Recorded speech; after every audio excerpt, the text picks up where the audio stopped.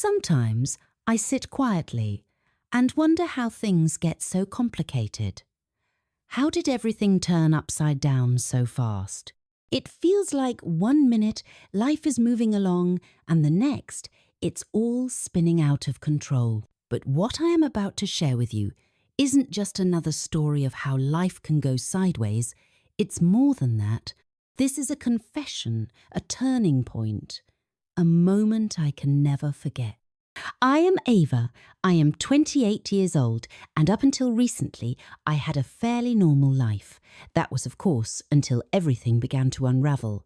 It all started with my mum, Margaret.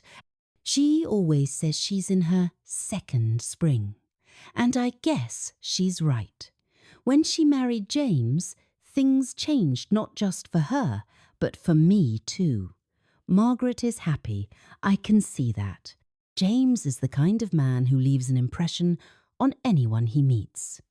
At 55, he has the presence of someone half his age, and he never seems to age. He's charming, cultured, and sophisticated. Everyone notices when he walks into a room. His smile lights up the space, and his deep voice seems to command attention without him even trying.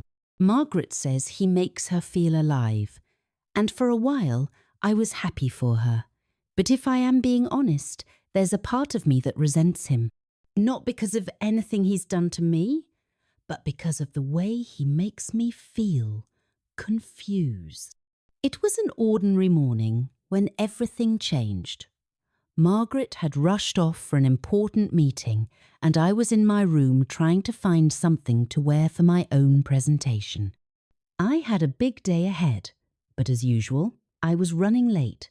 The closet seemed like a battlefield, with clothes scattered everywhere as I searched for the perfect outfit. Finally, I pulled out a black miniskirt. Elegant, simple, but just enough for the kind of presentation I was giving. I thought it would be perfect. But then, just as I was about to slip it on, disaster struck. The zipper stuck. I tugged and pulled at it, thinking it was just a small issue. But no matter how hard I tried, the zipper wouldn't budge. My frustration grew as I fought with the stubborn thing. I thought I was overreacting, but it wouldn't move. Then, out of nowhere, I heard footsteps outside my door. It was James. Our eyes met for a brief moment when he passed by. "Need a hand?" he asked, his voice calm but firm. I froze. It should have been a simple yes or no, right? But in that moment, everything felt so complicated. The offer of help should have felt normal, but the situation was anything but. Still, I couldn't say no. Maybe I was just tired of struggling. Maybe I wanted to get it over with. Either way, I nodded and said, "Please." He stepped into my room, and my heart skipped a beat. His presence was overwhelming in the best way possible. Without hesitation, he moved closer and began inspecting the zipper. I stood still, trying to breathe normally, but it was impossible. The air felt thick, charged even. His fingers brushed against my back as he worked on the zipper, and for a brief moment it felt like everything else in the room disappeared. It was just his hands, the zipper, and me. My body tensed, every nerve alive with awareness. "This is pretty stuck," he said, his voice almost a whisper. His hands were warm as they moved over the zipper, his fingers pressing lightly against my back, sending a wave of something through me that I couldn't quite explain. It wasn't just the sensation of his touch, it was the closeness, the way his body was near mine, that was throwing me off. Each movement felt deliberate, careful. His breath brushed the back of my neck, and I could feel the heat of his body behind me. "I'll need to be a bit more careful," he murmured, and as he did, I felt his hand tug just a bit harder at the zipper. My heart began to race as the tension in the room grew. The silence was thick, the only sound the slight movement of the zipper. Time seemed to slow, and I felt paralyzed, caught in a moment that was both ordinary and surreal. Suddenly, there was a sharp metallic sound as the zipper finally gave way. But in that instant, something unexpected happened. The skirt slid down from my waist, slowly, as if in slow motion. I froze, my body stiff with shock. The skirt fell to my ankles, and I couldn't move. My hands instinctively reached down to pull it up, but before I could, it was already too late. I could feel his eyes on me, but I couldn't bring myself to turn around. The silence between us was deafening. "Chloe," he whispered, his voice full of hesitation, almost guilty. I couldn't even respond. My face burned with shame, and I couldn't bring myself to speak. I just bent down, trembling, to grab the skirt, but my hands wouldn't cooperate. They shook so much that it took me a moment longer than usual to pick it up. Still, I didn't say a word.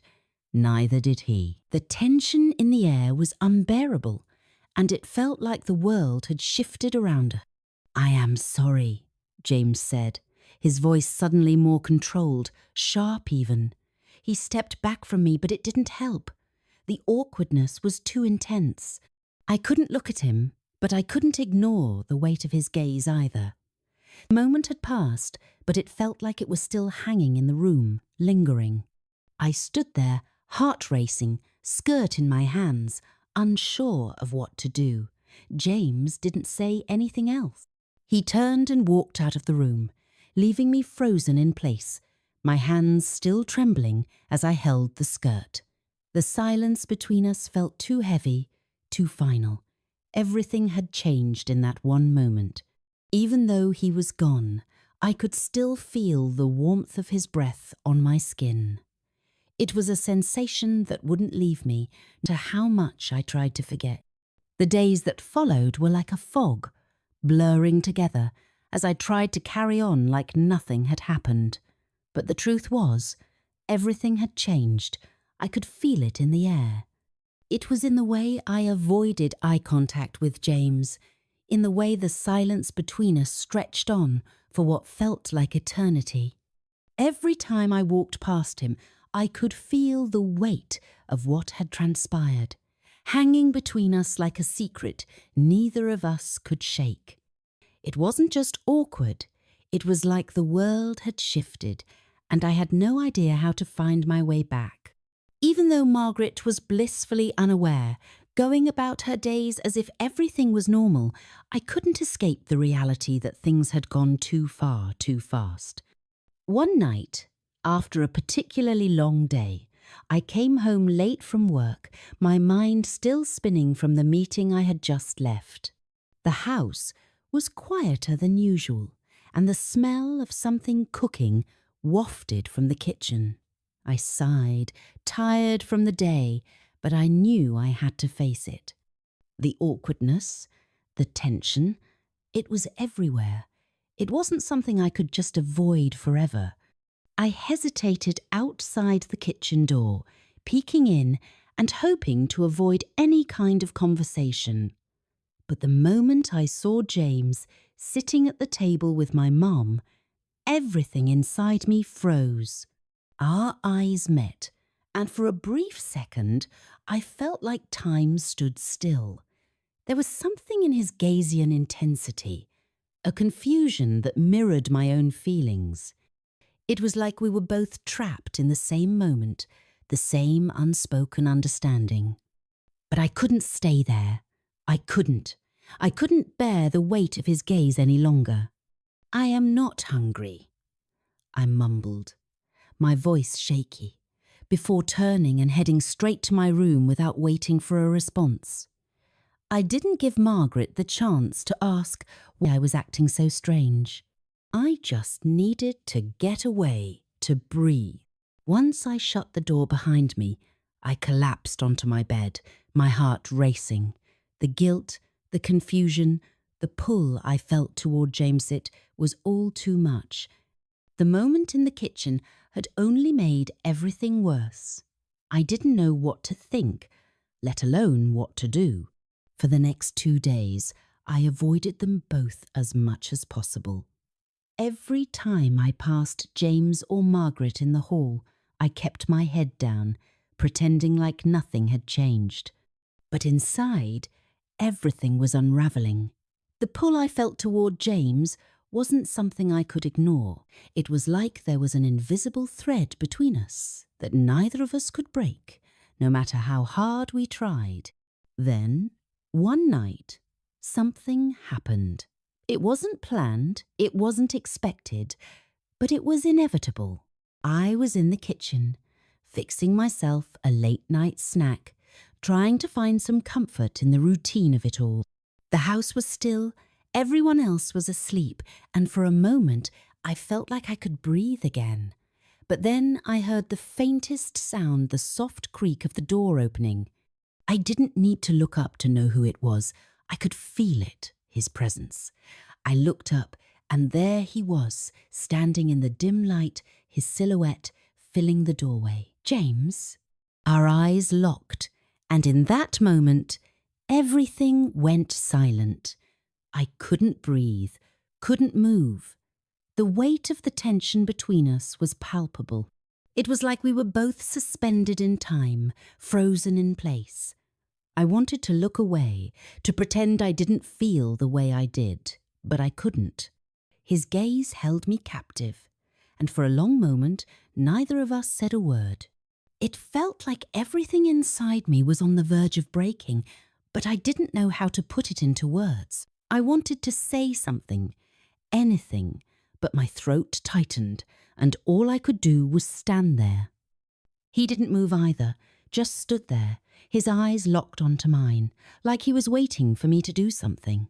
Finally, after what felt like an eternity, we both looked away at the same time. Neither of us spoke. We just went about our business as if nothing had happened. But I knew, deep down, that we both understood. This silence between us, this tension, it wasn't going to go away. It happened again the next few nights. Each time, the encounter was the same. We'd cross paths in the kitchen, our eyes would meet, and the silence would stretch between us. Sometimes it felt like one of us might break and say something, but we never did. The pull, the weight of everything that had happened kept us locked in place, unable to speak, unable to move. And then one night, everything hit its breaking point. I had gone to a party with some friends, hoping that a few drinks would help me forget, help me drown out the chaos in my mind. But instead, it only made everything worse. The more I drank, the more confused I became.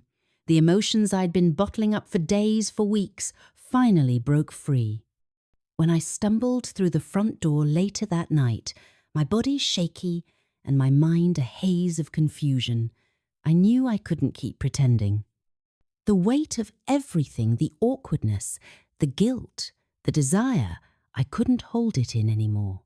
I fumbled with the keys, my hands trembling, but before I could even get the door open, it swung open. There, standing in the dim light, was James. His eyes caught mine, and I could see that he'd been waiting for me. It was like he knew I was about to crack, about to fall apart. I took a step forward, but my feet gave out, and I found myself falling against him, my body pressing into his chest. He didn't say anything. He just held me, steadying me as I struggled to regain my balance. My heart was pounding, my mind spinning, and I couldn't make sense of anything. All I knew was that I was close to him, and I didn't want to pull away. James guided me up the stairs to my room, his presence so close that it was overwhelming. I could feel his hand on my back, his warmth radiating through me, and everything inside me seemed to unravel further. When we reached my room, he stood by the door, not saying a word, just watching me. I stood there, staring at him, feeling every emotion that I had been trying to hide. Fear, guilt, confusion, and something else. A longing that I couldn't explain. And in that moment, I realised something. This wasn't just a random encounter, a mistake. It was something that had been building up for weeks, maybe even longer. It was something neither of us could ignore anymore. "Don't say anything," I whispered, my voice trembling. I didn't know what I was asking him to do, but I knew that I couldn't deal with it alone anymore. James didn't respond. He didn't need to. His gaze said everything. The silence between us was all we needed. I didn't know what was going to happen next. I didn't know how we were supposed to move forward. But standing there, so close to him, I knew one thing for sure. Things had changed, and there was no going back.